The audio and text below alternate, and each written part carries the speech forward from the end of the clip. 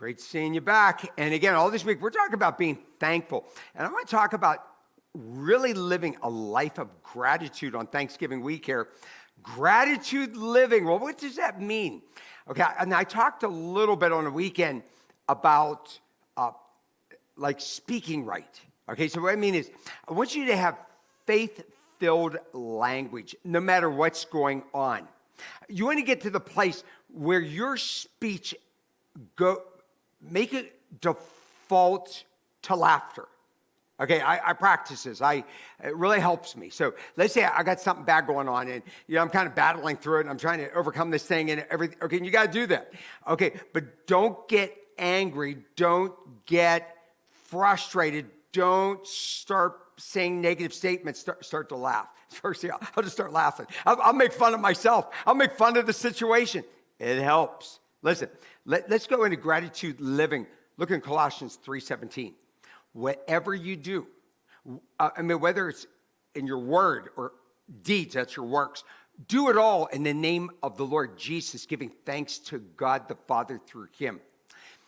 Did you ever do something for God, or you do things for others, and then like people turn on you and you're like, wow, I wouldn't do that. Like, why would you do something like that?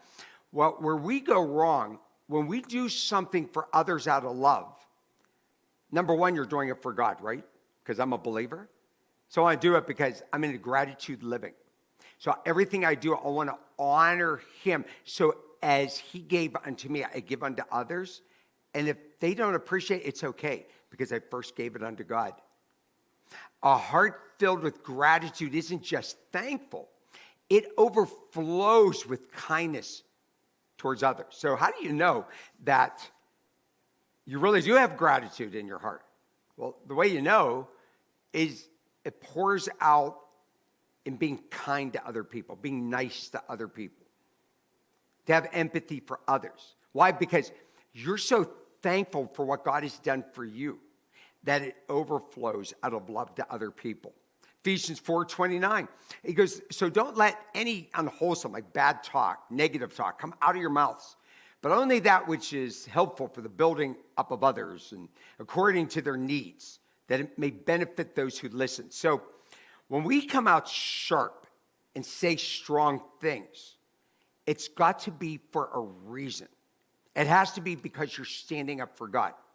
It's because you're trying to gracefully speak the truth. And if nobody else is going to stand up for God, you're going to stand up for God and speak that truth. But you don't personally try to hurt other people. We don't want to point out people's faults. We want to point out, oh, well, look, yeah, you really failed, unless you're going after somebody you love and you're trying to help them. You're trying to show them a better way to do it. But most people don't go about it that way. Okay, the best way to find yourself is to lose yourself in the service of others. Wow, that is so powerful. I tell people, if you're trying to overcome alcoholism, if you're trying to overcome drugs, if you're trying to overcome pornography, if you've got like some big monster of a problem, if you're trying to overcome mourning, listen, it's all the same of how you deal with it. You have to keep yourself really busy. When you fall into sin, you have too much time on your hands.